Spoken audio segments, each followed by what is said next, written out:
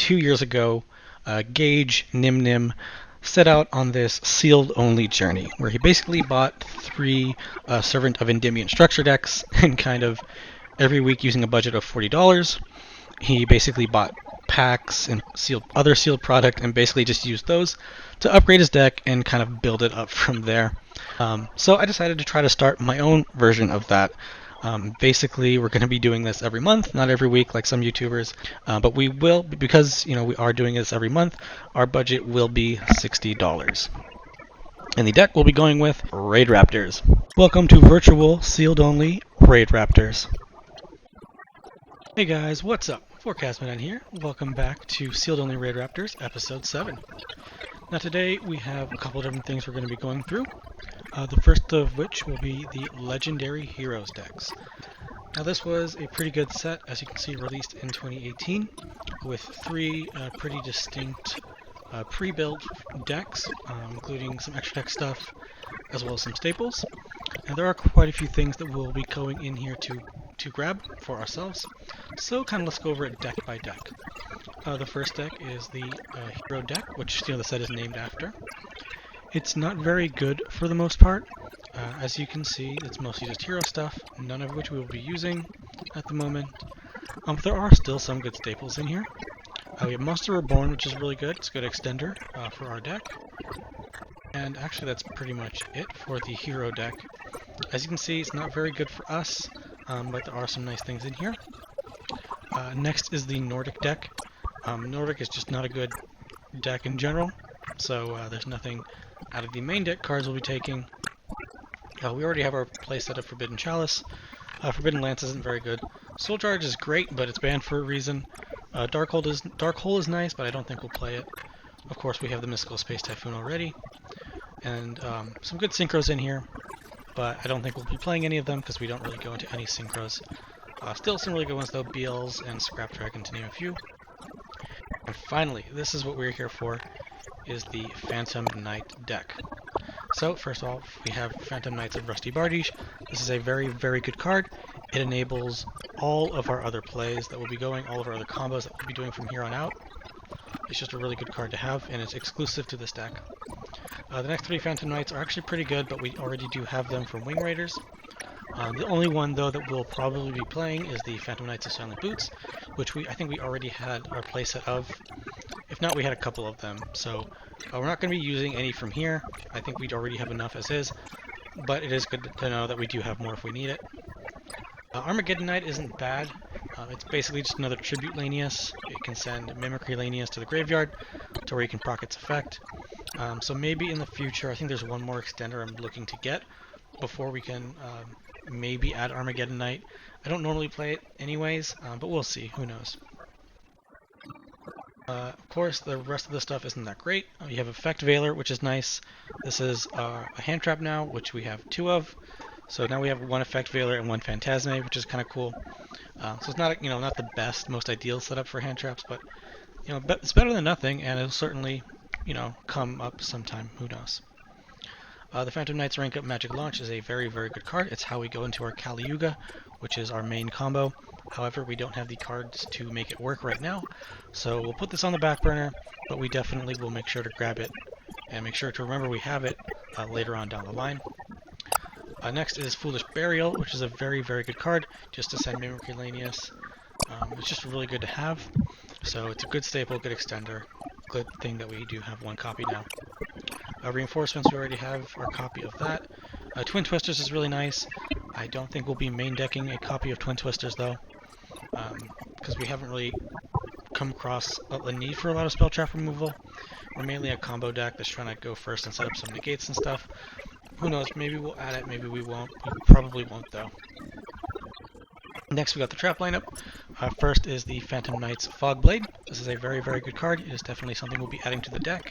It can be searched both off of Boots and Rusty Bardiche, so definitely plan to utilize this in our combo. Some of the other traps are pretty good too if you're playing just like pure Phantom Knights, but we're not going to be really using any of them, with the exception of Phantom Knights of Shade Brigandine. Now this is a very good card. It's a very good generic extender, because it special summons itself as a level 4, but it also has the advantage of being a trap at the same time. So if, for example, we go into Redoer using Shade Brigandine, we have a trap under Redoer, so we can use Redoer's trap effect and spin a card back that our opponent has, which is really nice. We don't have to rely on the Time Thief flyback in order to get that interaction live. We can just use Shade Brigandine instead, which, just like all the other trap cards, can be searched with Rusty Bardiche or with Silent Boots. And that's it for the main deck stuff. Phantom Knights of Breaksword, I spoke about it briefly when we first opened Wing Raiders, at the very beginning of the series. However, we've kind of gotten past that point now. We're not really playing much of a Phantom Knights package. Our Phantom Knights package will basically just be Boots and the Shade Brigandine and some of the other spell and traps to kind of help with our strategy, as well as like Rusty Bardiche in the extra deck, of course. So we're not really going into any rank 3, so Breaksword, although it is a very good card, is not something that we'll be using. Dark Rebellion Xyz Dragon is a very good card, but we do have more than enough copies of already. Dark Requiem Xyz Dragon. Now this is a very good card as well. We can't make good use of it right now. We do need another rank up magic from the Phantom Rage set to really make use of this card to its fullest potential, because right now we just don't have the right rank up magic to make it work. But when we do get it, we will definitely play it. Next is the Evil Swarm Nightmare. It's a pretty good card. It's just a rank 4 dark Xyz monster that has interaction on your opponent's turn. It basically just makes your opponent Book of Moon their cards when they special summon up to twice per turn, because it does it once per turn. Then the other stuff isn't too great. Thanatos is not a good card. Rango Miniad is banned, so it's a very good card, but it is banned. And then Levier, the Sea Dragon, and Dante are good cards, but we don't use any rank 3s in our current deck. So that's it for the Legendary Hero decks. As I said, we'll be adding some of these cards, especially like Evil Swarm Nightmare, the Fog Blade, the Shade Brigandine, the Boots, the Bardiche, the Foolish Burial, and then there was a Reborn up here as well that we'll be taking from these decks, and maybe some other stuff, especially in the future, with like the Requiem Xyz Dragon and all that stuff. Maybe we'll take that later. But for now, these are what we'll be using. We do have access to all these cards going forward, at least one copy of all these cards. So that's pretty much it for this portion. We still have some stuff to open though, because we still have some money left over for our budget. So let's get into that right now. Alright guys, welcome to the pack opening. So today, for this current week, we'll be opening 7 packs of Ignition Assault. Now what we're going for here is Time Thief Retrograde. It is a common, so I really hope we can get it out of the 7 packs, although it's not a guarantee. We're kind of going for this now because with the addition of Shade Brigandine from the Legendary Hero decks, we no longer really need that trap card from Flyback to get onto Redoer, so we can just use the Shade Brigandine instead. So I would like another search target for the Winder, or another trap card to have for when we do have the Redoer. So that's why we're going to Ignition Assault, and hopefully we can find the Retrograde. Alright, so far nothing. I wouldn't mind a Lightning Storm either. It's a pretty good card from this set as well. Alright, nothing yet. The Earth Charmer might be not bad if you run into any of that Hand Trap Sea monster. Time Thief Startup, I don't think this one's any good. Let me see. So one take for hand. Okay, yeah, no, this is not very good. It's okay, but it's not like great. I'm probably not going to play it. Alright, Code Talker Inverted, nothing else. Gravity Controller is decent, but I think we're past the point where we would use it. Oh, there we go. There's the Time Thief Retrograde. Awesome. So we got what we needed. Anything else at this point would just be a bonus. I'll take a Lightning Storm. I'll still take that Lightning Storm. Fire Phoenix at Ignister. Okay. Sure. Head Judging is cool in Duel Links. And last pack, can we get a Lightning Storm? Does not look like it. Alright, that's it for this opening then. We got the Retrograde, which is awesome. This is actually what we're here for. So now we can add that to the deck, and we have everything that we need for this week. Let's get to the deck building. I think there's some major changes ahead of us. I'll see you guys there. What's up, guys? So here's the deck that we got to work with so far, and we made quite a few changes with the Legendary Hero deck additions. First things first, the main deck stuff. We added the second Strangolanius. That's just a very good card, kind of extends our combo. We added the 2 Phantom Knights of Silent Boots. You don't want more than one, however, because we don't have a Raider's Wing, we kind of need this second copy. In case we open the Phantom Knight Silent Boots, it doesn't completely brick our combo. So if we get a Raider's Wing, we can unbrick it normally by just summoning the Raider's Wing off of Y-Strix and then summoning the Silent Boots off of that and getting its effect that way. But we don't have that yet, so for now we do have to play the 2 to kind of reduce our chances of, making sure that we still have one in the deck, no matter what. Of course, we also added the Effect Veiler, just another good hand trap, so to pair with our Phantasme. So we don't have, a whole lot of hand traps and stuff, but we'll take what we can get so far. Of course, we added the staples with Foolish Burial and Monster Reborn. And then, of course, we have a nice trap lineup here. This is Phantom Knights of Shade Brigandine. We can search it with either the boots or the Rusty Bardiche. It's basically just a trap card you can use to make Time Thief Redoer, which gives it its trap monster effect. Basically just lets it spin a card back immediately. Next we got Phantom Knight's Fogblade. It's just a good card, just a monster negate, also searchable off of boots or Bardiche. And then we have Phantom Knight's Claw. This is actually searchable off of Mimicry Lanius as well as the boots and the Bardiche. It's just a really good monster negate that also gives a little bit of an attack boost depending on what the material you detached for its effect was. And then of course we have the Time Thief Retrograde, which is the target that we will search off of the Time Thief Winder. As for the extra deck, we added the Requiem to our extra deck, although we don't have any way to make it. I don't know why, it's just a nice card to have, so I put it in there for this week. Of course we have the Evil Swarm Nightmare, just a very good rank 4 that we can make to help us disrupt our opponent if we are going first. And then of course we have the Phantom Knights of Rusty Bardiche to kind of complete the deck and facilitate our entire combo, replacing the Samorg, Apex, Avian stuff that we had before. And that's pretty much it for the deck. Doing quite a bit of testing. The fields we can make are actually pretty nice. It's like 4 or 5 negates with a combination of like Redoer, Cyber Dragon Infinity, then like a couple of these trap cards and stuff. Just really good, pretty decent for where we are in the series. So I'm excited to show you guys with these duels. Let's get into it. Alright, and let's get into game 1. Looks like our opponent is on the Mayakashis, which is a pretty interesting zombie like synchro climbing deck. I do misplay here. The Effect Veiler doesn't really do anything, so he ends up just keep popping off with his synchro summons. Fortunately for me, this does absolutely nothing. So even though it looks kind of scary, there's really no threat to us and we can kind of just pop off.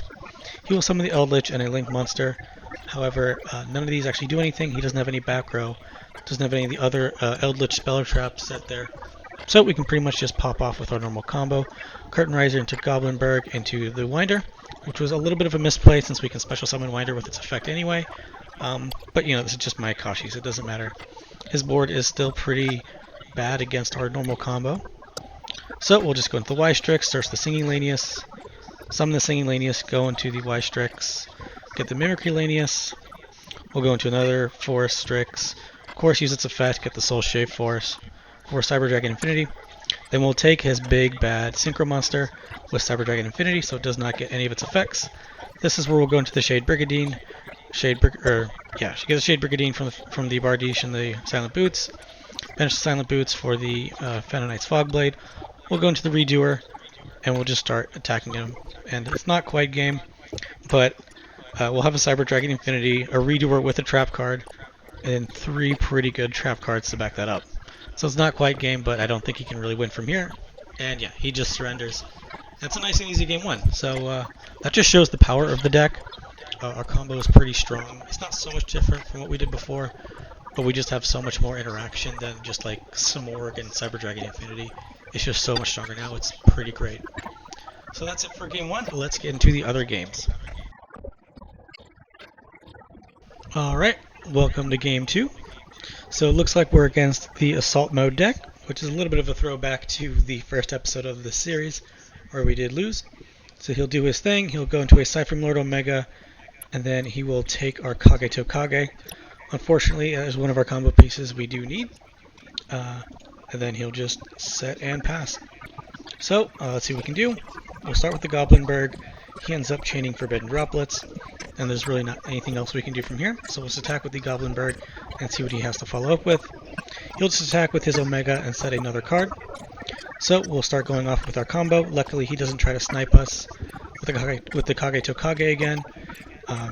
He will Cypher Lord Omega now. He'll get our Phantasme, but luckily we didn't get any of our combo pieces removed, so we can just keep popping off. We'll go into the Singulanius, get Mimicry for Heal Eagle. We'll summon the Heal Eagle, go into the Y-Strix, summon a Raidraptor, we'll go into another Forstrix. We'll set the Astral Force because we already have the Soul Shave Force. We'll go to Cyber Dragon Infinity, then we'll continue to pop off. We'll go Shade Brigadine with the boots and the Rusty Bardiche, and we'll summon that, and we can start kind of going off.